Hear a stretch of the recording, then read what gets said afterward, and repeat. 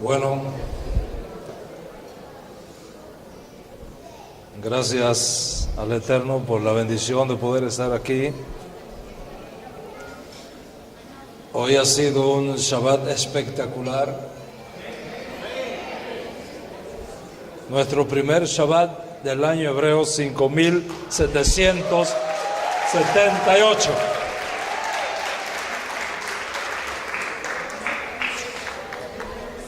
Y agradezco la invitación de poder estar aquí en el contexto de este evento. Ver viejos amigos, encontrarme con nuevos amigos, siempre es una experiencia maravillosa. Quiero agradecer particularmente a mis buenos amigos Uzi y Eduardo, que han sacado de su tiempo para estar con nosotros y acompañarnos. Muchas gracias. Estamos viviendo en el epicentro profético más extraordinario de toda la historia. Somos una generación privilegiada y debemos tomar ventaja del momento que vivimos para hacer lo que el cielo espera de nosotros. Trabajar unidos a fin de preparar este mundo para el advenimiento, evento más extraordinario que alguna vez pueda experimentar la humanidad. La manifestación de Yeshua ben David, el Melech HaMashiach, que sea pronto y en nuestros días. La conciencia profética de Israel y del mundo aumenta cada vez más. Y ahora mismo creo que se encuentra en su más alto nivel de toda su historia.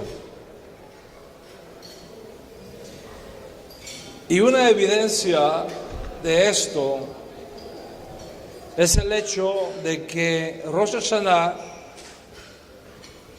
hoy día se ha vuelto uno de los festivales más finos, coloridos, alegres y extraordinarios de todo el ciclo festivo de la Torah.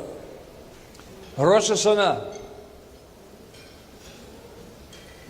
Sin embargo, no encontramos nada de Rosh Hashanah en la Biblia.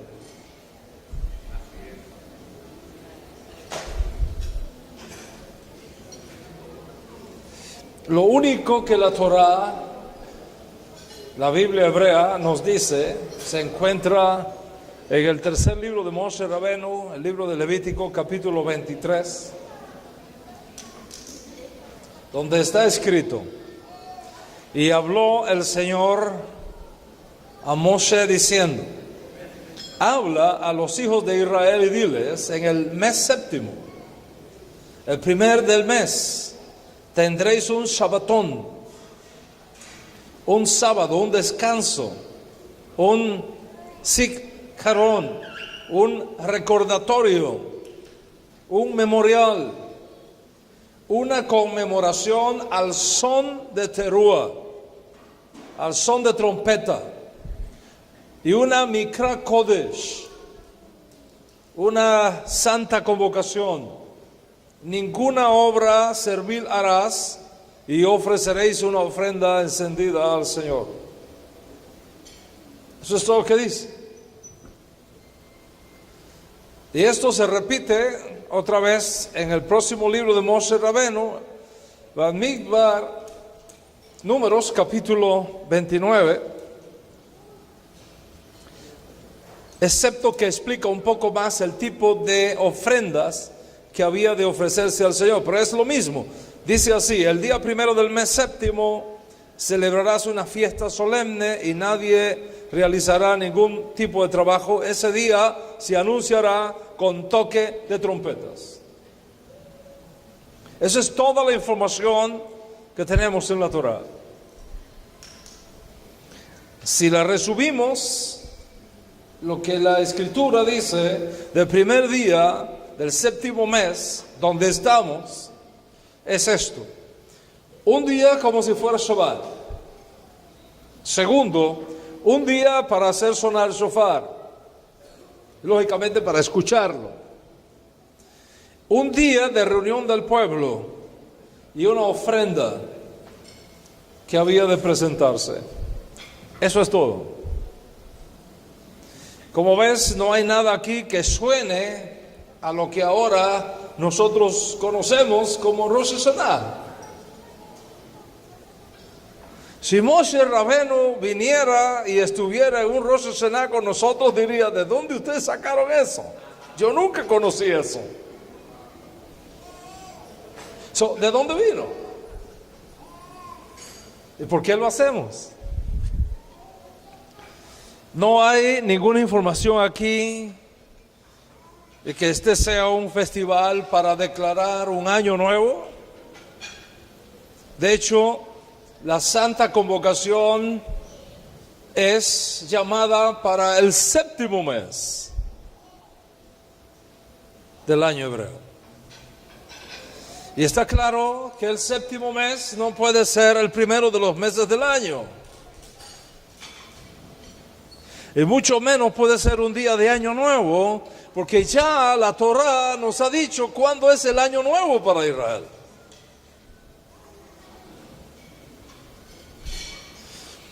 El día cuando los hijos de Israel salieron de Egipto, Moshe, nuestro primer redentor, le dijo: esto es lo que vas a enseñar a los hijos de Israel. Este será para ustedes el primero de los meses del año. Puedes leer toda la historia después en Éxodo capítulo 12. Así que por decreto divino, el primer mes del año, el mes que inicia el año hebreo, el año bíblico, es Aviv, el mes de la primavera. No el séptimo mes, que es en pleno verano. Nada que ver con la primavera. Entonces, ¿qué hacemos nosotros celebrando Rosh Hashanah? ¿De dónde vino eso? ¿Y por qué lo hacemos? Sonría, que a Hashem le ama muchísimo. En la literatura rabínica, el primer día del séptimo mes, que luego de la cautividad babilónica se adopta con el nombre babilónico de Tisrei, contiene una historia interesante. En Babilonia, como en toda la antigua Mesopotamia, el año, como ellos lo contaban, empezaba 2 veces.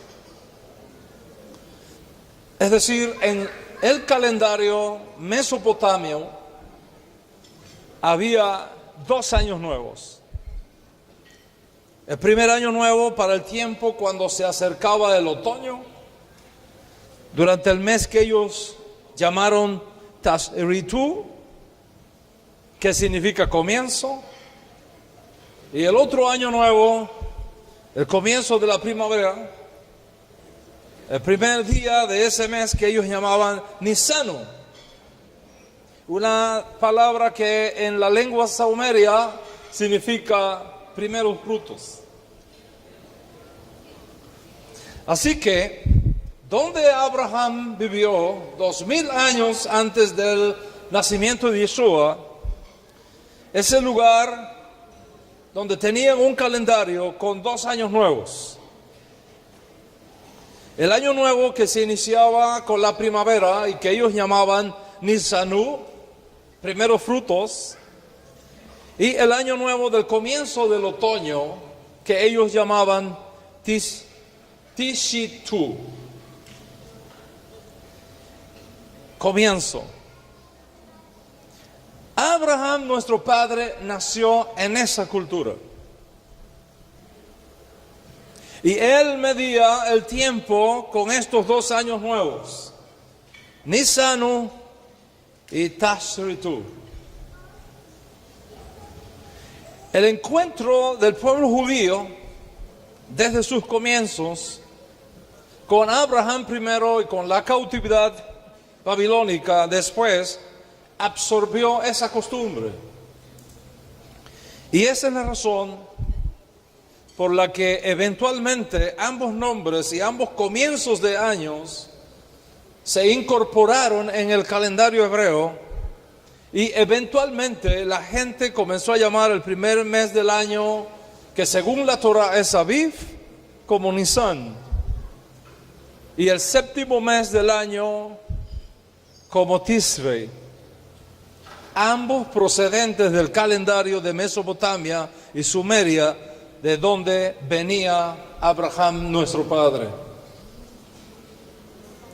Sin embargo, en ese proceso de purificación de costumbres gentiles, Dios Altísimo instruye a Moshe un solo año. Para ustedes este será el principio del año, refiriéndose a Aviv, el mes de la primavera, el mes que recuerda nuestra liberación de la esclavitud de Egipto. No obstante, en algunos textos tardíos de la Biblia hebrea, el nombre de Nisan aparece en nuestros escritos sagrados. Por ejemplo, Esther, capítulo 3, verso 7, dice: en el mes primero, que es el mes de Nisan, en el año 12º del rey Asuero. Y es por primera vez en la Biblia hebrea que se menciona el nombre del mes de Nisan como colateral del mes de Aviv en el calendario hebreo. Y esto refleja el impacto de la cultura babilónica en la comunidad judía en Babilonia, cuando el escritor sagrado menciona el nombre de Nisan e incluso el nombre de Adar como modos de contar el tiempo, que no tiene nada que ver con lo que Dios Altísimo nos reveló por medio de Moshe Rabbeinu, pero que es parte de la realidad cultural y del desarrollo histórico-cultural de Israel entre las naciones. ¿Cómo entonces pasó Yom Teruah de ser únicamente un Shabbatón y una santa convocación al sonido de shofar en el primero del séptimo mes, con esta extraordinaria celebración de Rosh Hashanah que tenemos hoy día en todo el mundo judío? ¿Cómo pasó? En la literatura rabínica, el primer día del séptimo mes, es decir, el primer día del mes de Tishrei, se convirtió en algo mucho más grande y simbólico que lo original y sencillo de Yom Teruah que encontramos en nuestra Sagrada Torah. Los rabinos talmúdicos vieron Yom Teruah que caía con el mismo día del comienzo del año que practicó Abraham, nuestro padre, quien se formó en Mesopotamia. Y basado en la tradición oral, en la información oral que Abraham pasó a sus hijos y estos a la comunidad judía, los rabinos talmúdicos incluyeron la celebración de Yom Teruah dentro del concepto de Año Nuevo Civil, añadiendo también el concepto de Día del Juicio, añadiendo también el concepto del cumpleaños de Adán, el día que Adán fue creado, y añadiendo el concepto del entronamiento de Dios en toda la tierra para el tiempo cuando apareciera el Mashiach. De hecho, la idea de que el mundo fue creado concluido para el primer día del séptimo mes se encuentra, históricamente hablando, no en la Biblia, sino en un baraíta citado en el Talmud babilónico, en el tratado Rosh Hashanah, en los folios 10b y 11a. Hoy día sabemos, por los descubrimientos arqueológicos realizados en todo el área de Mesopotamia, Babilonia y esas regiones de Ur donde vivió Abraham nuestro padre, cuál era el marco en que se celebraba el festival de Año Nuevo en aquella antigua cultura. Su festival del Año Nuevo se llamaba Akitu y duraba 11 días en total, comenzando con el primer día de Nisanu y terminando en el 11º día de Nisanu.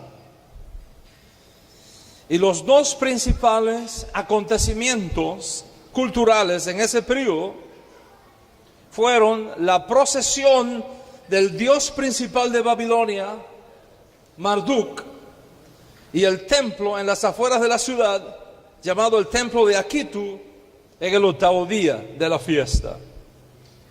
Luego, el dios Marduk, que tenía piernas pero no podía caminar, tuvieron que llevarlo en brazos hasta su templo principal en Babilonia, el 11º día, el último día del ritual. Estos acontecimientos corresponden con el escenario mitológico del mito babilónico llamado Emuná e Ish, que sirvió como narración cultural y base teológica para el entronamiento de Marduk y su ciudad Babilonia. En ese mito se narra la batalla de Marduk y la victoria de Marduk sobre la diosa del mar Tiamat y sus monstruos marinos, la creación del universo de su cadáver y la entronización de Marduk como rey de los dioses en el universo. Abraham se crió en esa cultura. Su familia practicaba estos ritos, o como fuese el dios principal de los días de Nimrod. Ellos creían que era el rey del universo. De hecho, según las memorias que tenemos en nuestro pueblo, la familia de Abraham tenía una tienda de venta de ídolos. Y Abraham era uno de los que trabajaba vendiendo ídolos en esa tienda. Cuando Hashem se le apareció a Abraham, vino y le mostró que nada de esto era cierto, que solamente Hashem era el uno y único Dios verdadero, Abraham renunció a todo eso y comenzó a anunciar el monoteísmo que había descubierto a toda su familia, a todos sus vecinos. Su padre estaba asustado. Creían que su hijo se había vuelto loco. Pero Abraham se mantuvo firme en la visión de un Dios uno y único que había recibido y continuaba su campaña contra el politeísmo en aquella región. Y lo inició en su propia casa. Una noche, cuando todos dormían, se levantó, tomó un martillo y rompió todos los ídolos de la tienda, excepto uno, que dejó en pie y le colocó el martillo al lado.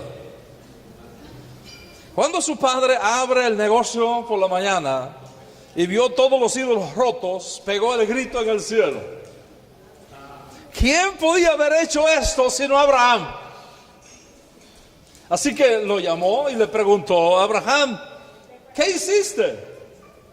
Y Abraham le respondió: no, papá, seguramente fue aquel Dios que está allá. Mira, tiene un martillo al lado y a él no le pasó nada. Seguro que se levantó anoche y rompió todo.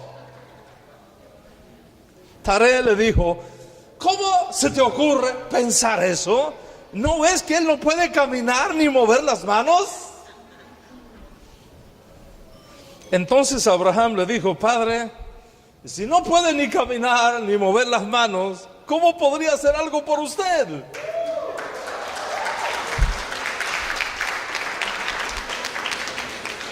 Esto convenció a su padre y se convirtió también al monoteísmo de Abraham Avinu. Así que, por un lado, Abraham rompe con todo lo que era politeísmo en Ur, Mesopotamia, pero algunas costumbres culturales siguieron con él, como es propio del encuentro del hombre con la cultura. Lo mismo pasó con el pueblo judío. En su encuentro con otras culturas, en tiempos de exilio, el judaísmo impacta a esas culturas, pero al mismo tiempo esas culturas impactan al judaísmo. Y no puede ser de otra manera. De hecho, Hashem mismo, cuando habla a los hijos de Israel, los famosos 10 mandamientos, usó expresiones en el capítulo 20 de Éxodo que no son hebreos, son egipcios, para que ellos pudieran entender. Nosotros mismos, hoy día, decimos domingo, lunes, martes, miércoles, jueves, viernes, sábado. Y todos esos días de la semana son reminiscencias de dioses paganos, de dioses griegos y de dioses romanos. Y también decimos enero, febrero, marzo, abril, mayo, junio, julio, agosto, septiembre, octubre, noviembre y diciembre. Y no advertimos el origen pagano de todos esos nombres. Y lo usamos todos los días. Piensa en esto. ¿Qué significa septiembre? 7. Pero es el mes 9 de nuestro calendario. ¿Y qué significa diciembre? 10. Pero es el mes 12º de nuestro calendario. ¿Quién cambió esas cosas? ¿Y por qué?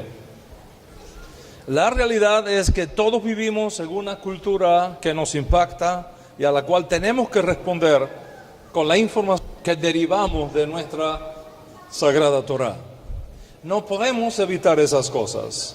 Solo en la edad mesiánica, Mashiach será capaz de revertir definitiva y totalmente todas esas cosas. Y por eso queremos a Mashiach ya.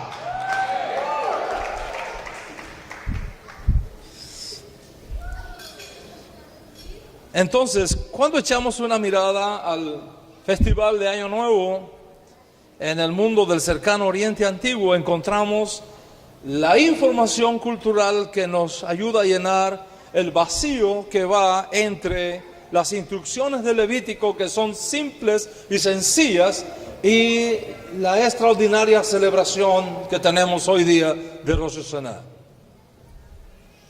Así que voy a tratar de sintetizar esto para ustedes. Abraham se convenció por revelación que el cumpleaños de Adán era el primero de Tishrei y que eso no contradecía lo que había recibido de Hashem, y por eso lo mantuvo y lo posó a sus hijos. Pero también se dio cuenta que los dioses de Ur, de Mesopotamia, eran una falsedad, que solamente él, quien se le había revelado, era el único Dios verdadero. ¿Qué había pasado? Los paganos habían mezclado la revelación recibida desde Adán, de que solamente había un Dios, creador de los cielos y la tierra, se volvieron politeístas. Pero aún en ese politeísmo, la imagen del Dios verdadero estaba presente, pero oculta, mezclada, confundida. Y mira cómo se corrompió eso. De acuerdo con la percepción religiosa babilónica, este drama mítico, es decir, la victoria sobre la diosa del mar y sus monstruos, la creación del mundo, la entronización de Marduk, el juicio que ocurrió en el primer día del año, en el mes de Nisano, y los actos cúlticos que se percibieron como reflejo de esos mitos. De hecho, el mito contado Emuna e Ish, que es resucitado en un ritual pagano por un sacerdote desde el altar de Marduk frente a la estatua de Marduk, el cuarto día de Nisano, antes del comienzo de la procesión del templo, 4 días después en la fiesta que ya mencioné. Cuando el judío llegó a Babilonia, se encontró con todo aquello y se dio cuenta que tenía que protegerse contra esa corrupción y contra esa influencia. ¿Qué hicieron entonces? Tomaron las ideas centrales y las fusionaron dentro de la revelación que desde Abraham ellos habían recibido del único Dios verdadero. De modo que la victoria sobre los ídolos y la victoria sobre los dioses del mar y sus monstruos no está en manos de Marduk, que es un falso dios. Está en las manos del Dios de Abraham, está en las manos del Dios de Isaac y está en las manos del Dios de Jacob, el único Dios verdadero. Y entonces, para combatir aquella idolatría y para poner un cerco de protección alrededor de la comunidad judía, añadieron a la celebración de Yom Teruah el concepto del día cuando finalmente todas las naciones de la tierra, sin excepción, abandonarán sus ídolos y solamente Hashem será reconocido como el único Dios en todo el mundo.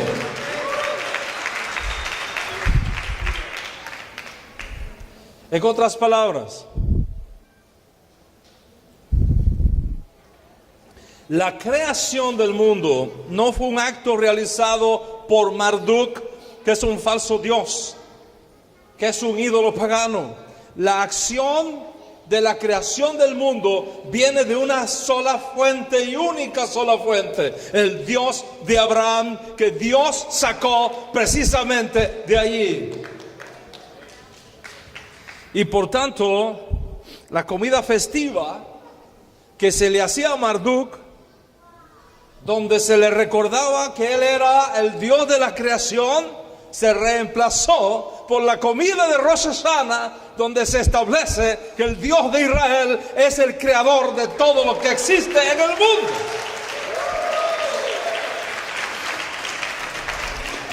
Y es por eso que en Rosh Hashanah hay una procesión de alimentos simbólicos para recordarle al pueblo judío que no fue Marduk, es Hashem, el Dios de Abraham, el creador de todo lo que existe.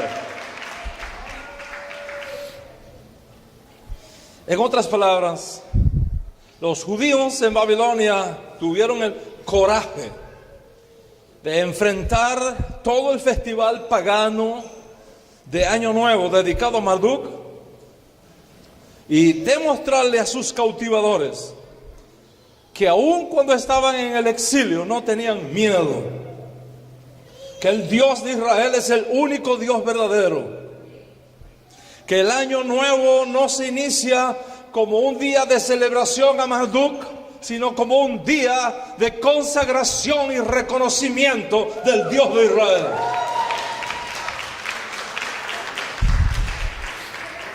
Y como el festival de Yom Teruah, dado por Moshe Rabbeinu, coincidió con el día de Año Nuevo para los babilonios y el entronamiento de Marduk como rey soberano, los líderes judíos en el exilio arremetieron contra eso Y añadieron al festival simple Yom Teruah la riqueza indescriptible del Dios de Israel como dueño, creador, administrador y juez único de toda la tierra.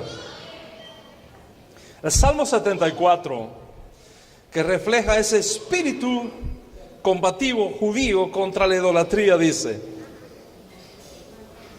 Tú, oh Dios, eres mi rey desde tiempos antiguos, no Marduk. Tú traes salvación sobre la tierra, no Marduk. Tú dividiste el mar con tu poder, no fue Marduk. Le rompiste la cabeza a los monstruos marinos, no fue Marduk. Tú aplastaste las cabezas del Leviatán.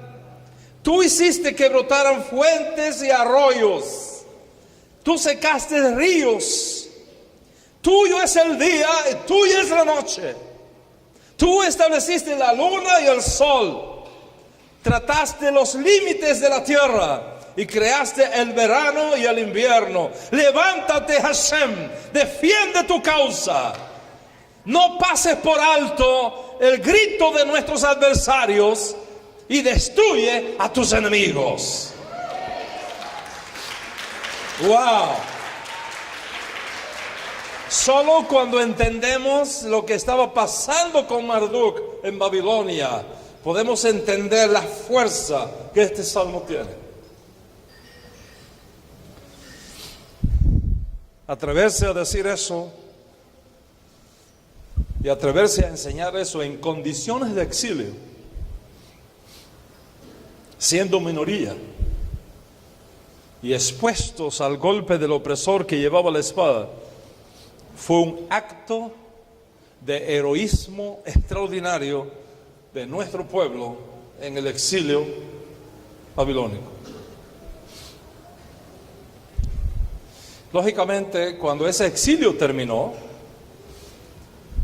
y la cautividad babilónica regresa en una proporción importante a Eretz Israel, incorporaron esas prácticas en Eretz Israel. Para los días de Yeshua, Yom Teruah ya tenía ese significado de Yom Din, del día del juicio, del día que nadie sabe, de la coronación de Dios como Rey Supremo en toda la tierra y eventualmente la coronación de Mashiach como el representante de Dios en el mundo. De hecho, el shofar mismo fue interpretado proféticamente como parte del ceremonial de Yom Teruah, y es por eso que tenemos shofar, último shofar y gran shofar. Shofar es el sonido que procuramos cada día de Elul, excepto el día previo al primer día del séptimo mes. El último shofar, la última trompeta, es llamado así porque luego que se toca el shofar en Rosh Hashanah, ya no se puede tocar más el shofar hasta que termine Yom Kippur, ni siquiera para ensayar. El propio rabino Shaul usó esto como referencia profética para la venida de Mashiach y la resurrección de los muertos, cuando afirma que al final shofar, a la final trompeta, los muertos se levantarán incorruptibles.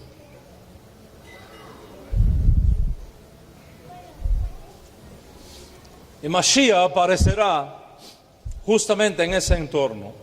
Dice el rabino Shaul: he aquí os digo un misterio. No todos dormiremos, pero todos seremos transformados. En un momento, en un abrir y cerrar de ojos, cuando se toque el último shofar. ¿Y cuál es el último shofar? El último shofar que se toca justo antes que comience Rosh Hashanah. Ese es el último shofar. Está clarísimo que en el judaísmo el shofar final, la trompeta final, es una referencia críptica a Yom Teruah o a Rosh Hashanah. Y como ese día no se sabía hasta que la luna nueva apareciera en Israel y dos testigos vinieran y se presentaran delante del Sanedrín diciendo: vimos la luna nueva, como pasó hoy cuando veníamos para acá. Si alguien le preguntaba a una persona: ¿cuándo va a ser Yom Teruah? ¿Cuándo va a ser Rosh Hashanah? La respuesta es: el día no se sabe.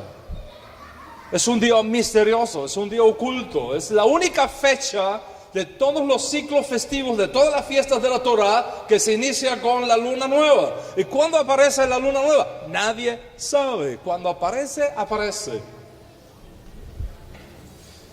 Cuando al maestro le preguntan: ¿cuándo vas a regresar? ¿Cuándo vas a revelarte con Mashiach ben David? El maestro dijo: el día nadie lo sabe. En otras palabras, está diciendo: es en Rosh Hashanah, es en Yom Teruah. Es un lenguaje críptico que él usó para referirse a este momento. Así que los judíos que regresaron a Babilonia establecieron la costumbre, y los judíos que no regresaron a Israel de la cautividad babilónica también lo establecieron en sus ciudades. Y esto se fue desarrollando hasta que finalmente Yom Teruah se vuelve Rosh Hashanah como ahora lo conocemos. Un día único, maravilloso, lleno de contenido profético, sin perder la sustancia del toque del shofar original. ¿Qué tenemos entonces? Con el devenir de los siglos, los profetas y los sabios de Israel, conocidos y desconocidos, fueron creando una cultura bíblica que iba enriqueciendo el texto bíblico por mano de Moshe y de los profetas. Y ese enriquecimiento creó tradiciones, y esas tradiciones son el alma de la fe judía de todos los tiempos. Tan sagradas son estas tradiciones que atentar contra ellas es visto como herejía. Yeshua no estuvo contra las tradiciones de los padres.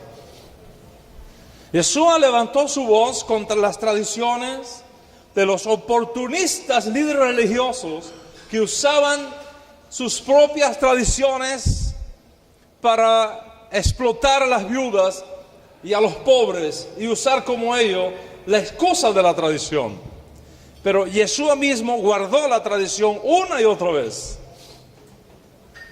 Les podría dar ejemplos aquí innumerables de nuestro maestro guardando la tradición de los padres, pero les daré dos simples.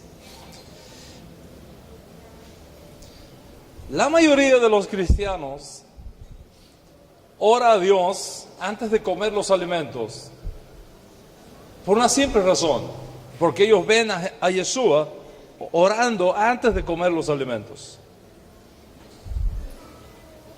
Toda roba. ¿Verdad que sí? Lo que la mayoría de la gente no sabe es que Yeshua oraba a Dios antes de comer los alimentos, porque eso fue lo que establecieron los rabinos antes de él. De modo que cuando él oraba a Dios, dándole gracias por los alimentos que iba a comer, estaba siguiendo la tradición de los rabinos.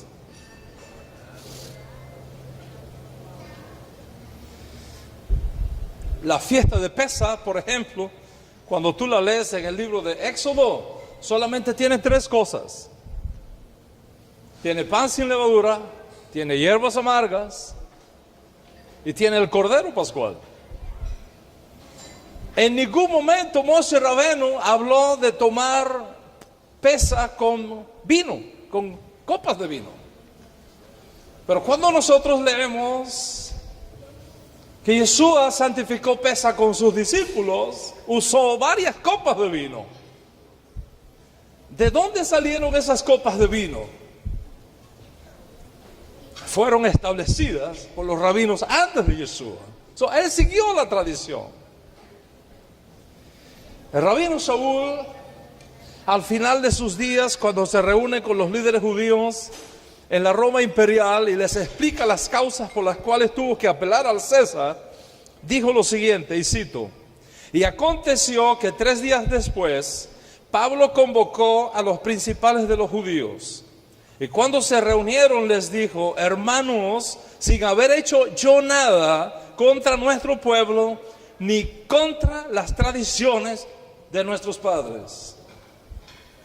Rabino Shaul no hizo nada contra las tradiciones del pueblo de Israel, porque él mismo era parte de esas tradiciones.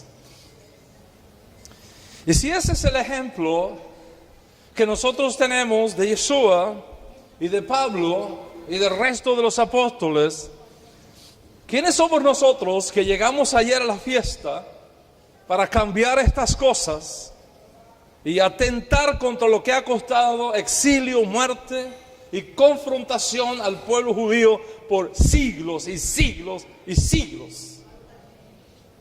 ¿Quiénes somos nosotros para cambiar esto?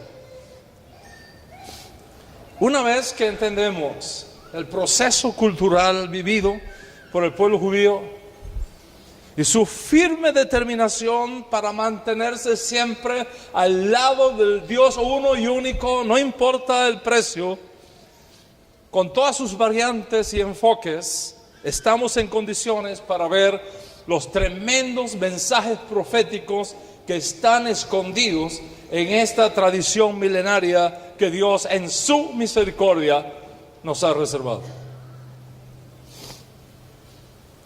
Si lo vemos como un año civil, no como un año religioso que está reservado para Aviv, como el tiempo cuando Dios mismo juzgará a las naciones por medio del rey escogido para reinar en Sión, podemos entonces saber que este año civil que recién iniciamos será un año extraordinariamente preñado de señales proféticas como nunca antes ha tenido lugar en el mundo.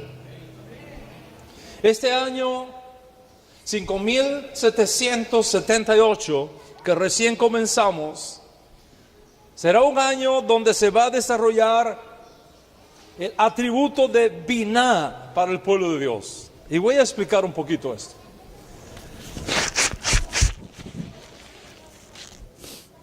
No me estés grabando, ¿eh?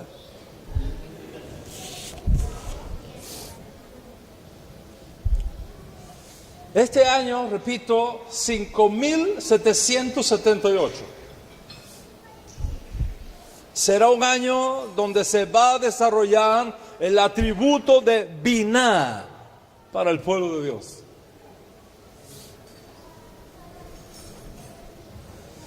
Biná significa la habilidad para conocer las cosas antes que sucedan. Tener un olfato extra. Un desarrollo intelectual profético único en su clase. Un sentido de premonición profética que nos va a alertar antes que suceda de las cosas que vienen al mundo. Y Dios tiene reservado eso para este año, para su pueblo. Biná.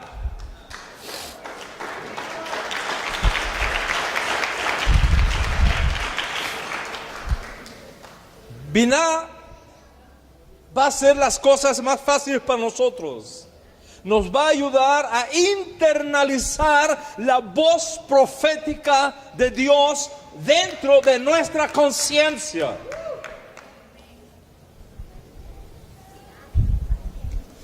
En la naturaleza humana, racionalizar, tratar de explicar cualquier acontecimiento que sucede, incluso aquellos que son extraordinarios, requiere una habilidad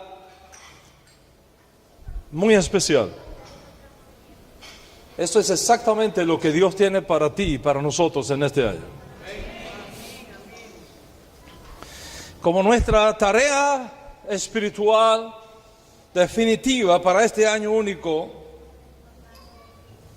debemos esforzarnos por atraer la atención de aquellos que nos rodean a la realidad de la naturaleza divina, de las maravillas que transpiran delante de nuestros ojos. Y entre las maravillas que ya están teniendo lugar es la reunión de nuestros hermanos dispersos en Eretz Israel.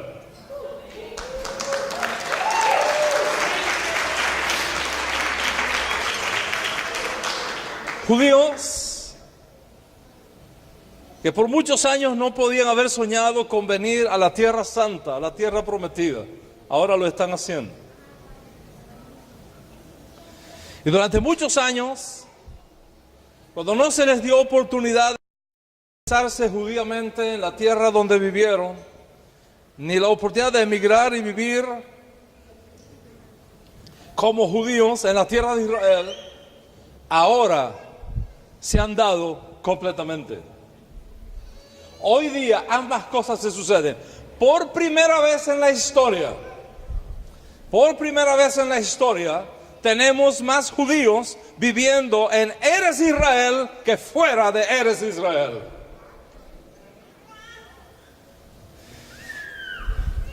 Cientos de miles de judíos han tenido la oportunidad y han sido asistidos a abandonar estos países y establecerse en la tierra de Israel. Y este éxodo en masa lleva consigo la responsabilidad y el privilegio que cada miembro del pueblo judío tiene de ayudar a su hermano a lograr este sueño.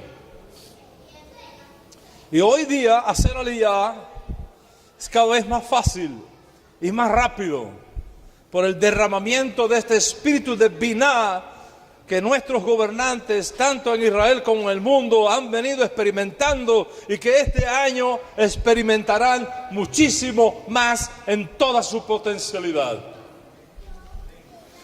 Y debido a la inminencia de la redención, es posible experimentar este anticipo en la actualidad. En el nivel más básico, esto significa que aunque la redención no se manifiesta aún, la conciencia de su inminencia está inspirando alegría y esperanza a todo un pueblo en el mundo entero.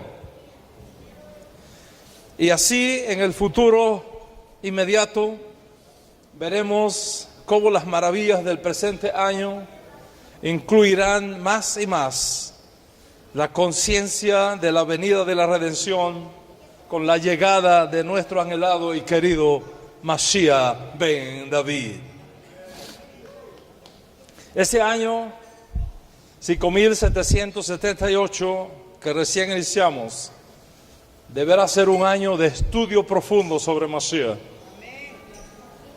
Profundo sobre Mashiach. Y debemos estar haciendo más y más clases y enseñanzas acerca de Mashiach que nunca antes. Porque nunca antes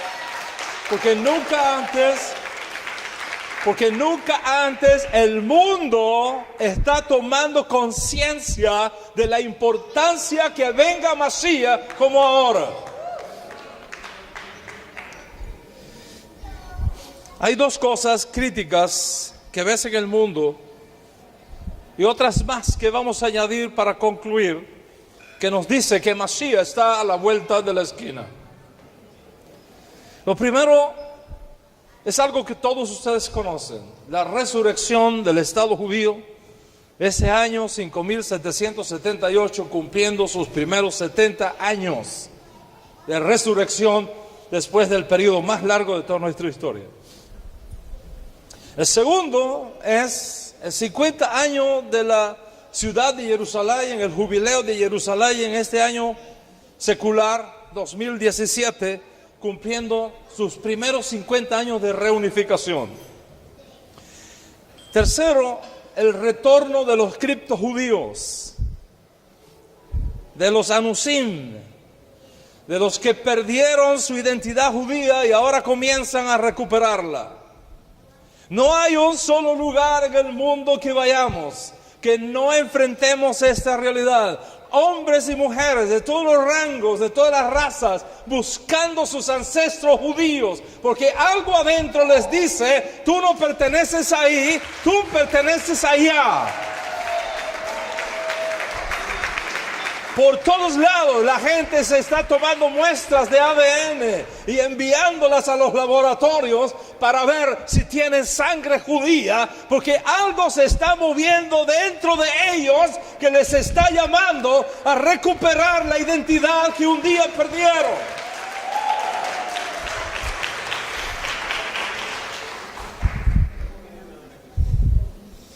La cuarta, la tecnología.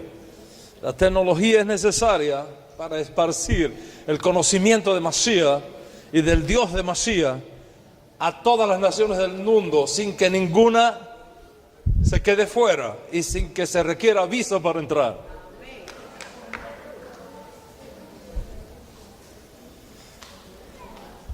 Mira el mundo hace 50 años del inicio del jubileo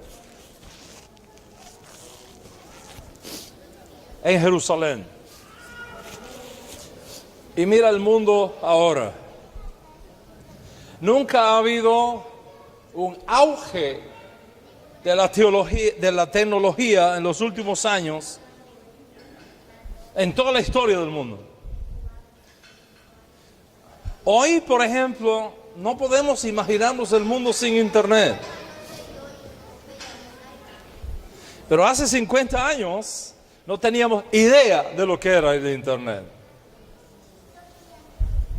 Hace 35 años atrás se necesitaba una gran computadora, un gran escritorio, con un teléfono acá, con un escáner acá, con un despertador acá, con una cámara allá, con un reproductor de música allá en la esquina, todos separados, bastante grandes, ocupando muchísimo espacio. Hoy, ¿aciertas qué? Tú vienes a la mano de un niño y te encuentras un teléfono inteligente con todas esas cosas dentro. Nuestros niños de 3 años jugando con esos juguetes de adultos, donde tienes todas estas cosas que antes ocupaban una mesa entera en la palma de tu mano. Hace 30 años tenías que comprar un mapa cuando ibas a hacer un viaje por carretera. Hoy día no necesitas mapa. Tu sistema personal de posicionamiento global, controlado por satélites, el famoso GPS, te dice cómo llegar a todas partes. Y si es Waze, mejor.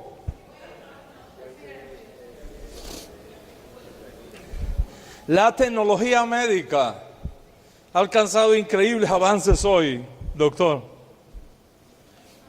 En la medida de la impresión de 3D en las extremidades de reemplazo. Ahora un cirujano no tiene que estar en un lugar para hacer una operación. Puede hacerla a distancia con un computador, auxiliado por un robot. Mi hija de 6 años está dando una clase de robótica en la escuela y ya yo no soy capaz de ayudarle con las tareas. Tendría que aprender yo mismo robótica. Y uno de los países que más grandes aportes ha traído al mundo es Israel. Si fuéramos a boicotear a Israel, de todos los productos israelíes en el mercado, el mundo regresaría a la Edad Media. Todo esto es señal de que algo grande está justo delante de nosotros. Y con la señal de la resurrección del Estado de Israel, ahora para 70 años, con la redención de la ciudad de Jerusalén, 50 años, con cientos y cientos de premios Nobel en sus espaldas, Israel se ha convertido en una luz para las naciones que no se apagará nunca más.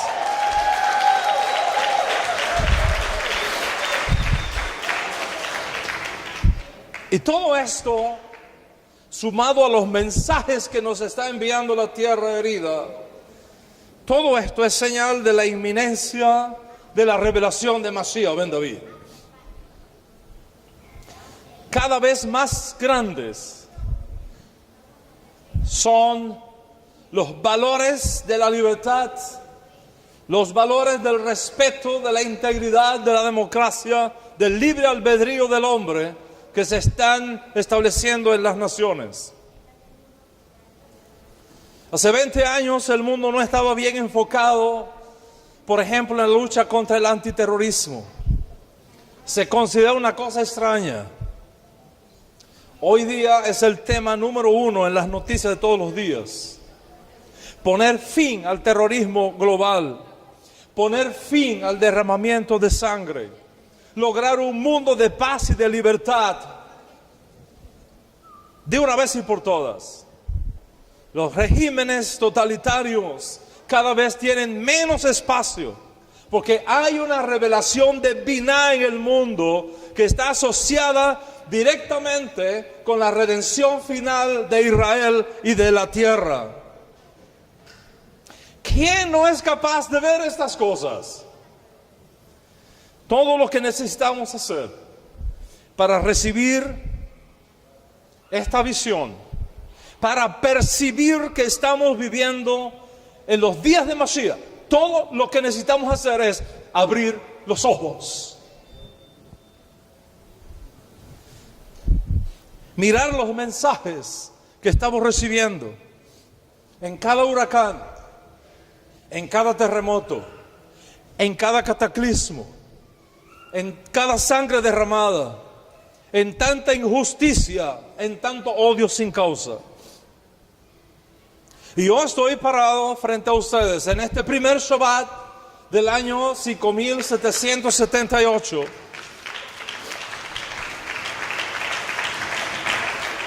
para decirte que es fundamental que ahora, más que nunca, aprendamos los secretos de Mashiach, aprendamos de su enseñanza, aprendamos de su legado, aprendamos de sus promesas y seguir las directivas del Espíritu de Mashiach que se mueve en nosotros para traer la Geulá verdadera, la redención verdadera y completa para Israel y para el mundo. Y eso debemos hacer cada vez más y más durante todo este año, para que ya no tengamos que decir, queremos a Yeshua de vuelta ya, sino que podamos decir, tenemos a Mashiach Yeshua ya. Shabbat Shalom.